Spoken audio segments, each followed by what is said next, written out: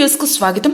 కందుకూరు కృషి విజ్ఞాన కేంద్రం మరియు అనంతపురంలోని దక్షిణ క్షేత్ర వ్యవసాయ యంత్రముల శిక్షణ మరియు పరిరక్షణ సంస్థ SRF MTTI government of India Anantapuram సంయుక్తంగా మహిళా రైతులకు ఆధునిక వ్యవసాయ యంత్రాలపై 3 రోజులు అనగా 2/9/2025 నుంచి 4/9/2025 వరకు శిక్షణ కార్యక్రమంలో భాగంగా 2వ వలేటివారిపాలెంలో వ్యవసాయ యంత్రాలపై అవగాహన, నడపటం, నిర్వహణ మరియు పరిరక్షణ కార్యక్రమాలు నిర్వహించారు.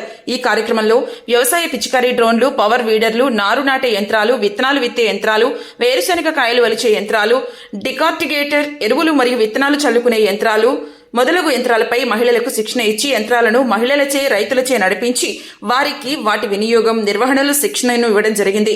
ఈ కార్యక్రమంలో మైరాడ NGO సంస్థ వారి సహకారంతో వలేటివారిపాలెం నుండి మహిళా రైతులు పెద్ద ఎత్తున పాల్గొన్నారు. ఈ శిక్షణ కార్యక్రమంలో కందుకూరు KVK శాస్త్రవేత్తలు వివేక్ కామత్, వెంకటేష్, SRF MTTI అనంతపురం నుంచి వచ్చిన శిక్షణ అధికారులు వెంకటరమణ, వెంకటేశులు, భాస్కర్లు, మైరాడు NGO ప్రతినిధులు శ్వేత, రాణిలు పాల్గొన్నారు.